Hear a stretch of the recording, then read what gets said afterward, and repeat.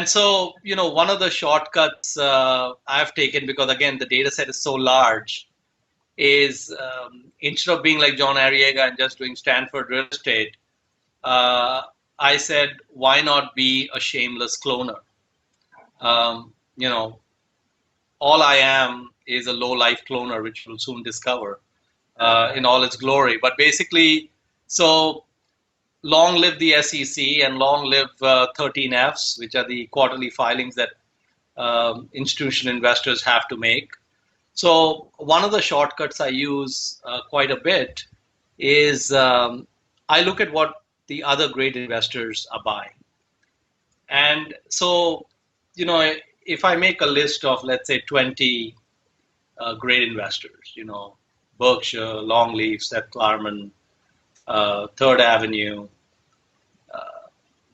David Einhorn and so on. I have cut that universe of 50,000 stocks down to, at the most, a few dozen stocks. And if I especially look at what they bought in a given quarter, it might be down to, maybe a dozen stocks or less. So it's really narrowed that huge universe down to a much more narrow universe. And clearly, when people have made some certain positions, their top holding or their top 3 holdings, some great mind has processed it and gone to the point of actually, investing large sums into that position. And so then I can look at it and say, do I want to do this or not? So if I see that, Berkshire Hathaway has taken a position in Exxon, which they just did, the good news is that Warren Buffett turned me down, but he doesn't realize that he's my analyst. And the best part is that he's my analyst at zero pay. And just like I told him, listen, just hang out in Omaha. And when I need you, I'll reach out to you. And usually I reach out to Warren on 4 days of the year,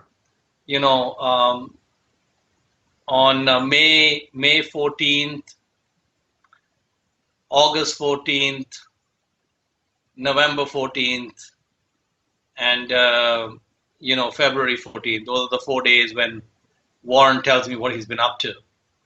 And so, I can then look at what he's been up to. And what's even great about Warren is I don't even have to do direct deposit paychecks or anything. And he's never called to complain. And the other thing that's really great about him is that I keep saying no to all these things he comes up with, and he never seems to mind. And it's just wonderful. And then the same applies to like Ted Wexler, who's also in Omaha hanging out, just like I told him to, and Todd Coombs. And then, Seth Klarman hangs out in Boston with you guys. And then we've got the Longleaf guys in Memphis. And all these guys are, hanging out, doing exactly what I told them to do. And, 4 times a year, they pop their head and just, quietly tell me what they've been up to. And then they go away, they never get disappointed or dejected if I don't take them up. And in fact, as you can see, in the last 17 months, all these guys have come up with all sorts of things, and I've said no to everything. And amazingly, none of them ever mind. They're just fantastic humans. No emotional response to repeated rejections. It's fantastic. And, besides Warren and Ted Wexler and stuff, we have several other analysts and several other tools, mostly available at zero or close to zero cost, that are quite exciting and quite interesting for me to use and leverage. Let's start with Value Investors Club. I don't know if you guys know the history of Value Investors Club, but it was set up by Joel Greenblatt, and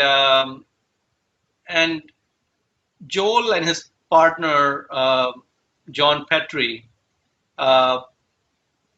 basically they many years back, I think this is going back to the early days of the internet, they had done an analysis of some business that they were, making an investment in. And I think they were on some Yahoo message board related to that public company. And on that Yahoo message board, they saw one particular poster put up a extremely detailed analysis of that business that they were looking at. And the analysis was actually superior to even what they had come up with. And this person did not work at a hedge fund or a mutual fund. He was just an amateur investor investing for his own account. And they were just really surprised that, out in the Trans Am, if you will, was these, islands of incredible talent. And so they thought about, well, how can we tap this talent? And so they came up with this idea of the Value Investors Club. And then once you got into the club, you were required to submit, I think, 2 ideas a year. And I don't think you could submit more than 4 ideas. And then every week they awarded $5,000 to the person who came up with the best idea.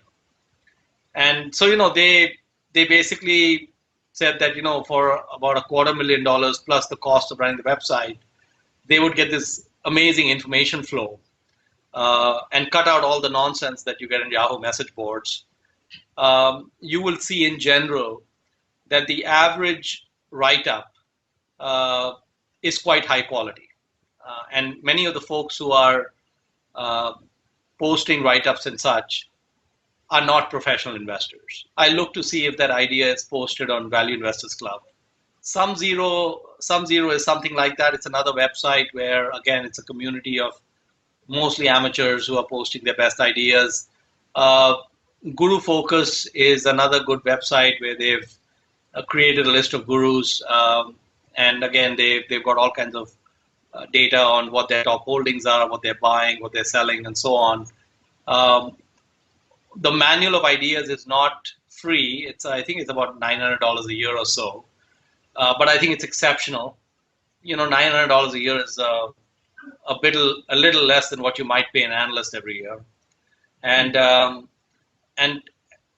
what the manual idea does is it makes my job even easier. So I don't even have to go through 13 Fs every quarter. John Miljevic, who's a good friend of mine now, who puts out the manual of ideas. So that's another great tool. There's a message board called the Corner of Berkshire and Fairfax, which is also exceptional. And again, when I look at, when I find ideas to research, I look at Value Investors Club. I'll also look at Corner of Berkshire and Fairfax. And then, there are various newsletters like the Graham and Dodwell, which is the newsletter from the students of Columbia Business School. So these tools are actually quite valuable, and I think I found them very useful. In fact, if I look at our portfolio currently, I can think of only one stock that we own that is not a cloned position. That means it was not picked up from somewhere else. And so I should really call the fund the cloned fund. What do I do after I identify some stock through a 13F? Okay, so basically the first question I ask myself is this company within my circle of competence or not? That's the first question. And a lot of things are not within my circle of competence. So typically, every time I look at Seth Klarman's 13F, the Baupost fund. Basically, I see a lot of pharmaceutical companies on it, and I have no idea, what they're all about or why those companies are even on there. So, they're a quick pass. So many businesses are like that, where I cannot understand much about them, and such. They are immediately excluded. Then, usually if a business is of some interest, one of the first things I do is I look at the quick valuation metrics. In general, the absolute lowest returns I'm looking for is it needs to be at least be 50% off intrinsic value. So it needs to be at least half off. Usually one of the most common reason for excluding something after circle of competence. Now, if we get past the circle of competence or something is things that I think I can understand, and also something appears to be somewhat cheap, then the process I use is designed to basically get to a no as quickly as possible. So I will spend about a minute or two looking at the business, just looking at some metrics or quick data to try to see a clear-cut reason to say no. If I don't get to that in the first couple of minutes, then I'll give it another 15 minutes and I'll go through a little bit more data. So I might open up the website of the business, look at a investor relation public presentation or something, try to understand what the company is saying its prospects are and so on and so forth. And see if at the end of that 10-minute or 15-minute exercise, if it can safely be passed on for some good reasons. And if I cannot get to that point, then the next step will obviously be to start doing a little further drill down, start printing off the annual reports, 10Qs, 10Ks, and I might spend a few hours looking at the business, again, trying to understand why it would be good and smart to reject it. And if I get past the next few hours and it's still not rejected, then I'll start doing a more thorough drill down, and that might take a few days. And if it's still not rejected after that, then we'll run the checklist, see what kind of information that pops up. And usually the checklist brings up things that I don't know about the business, which is the biggest value it adds.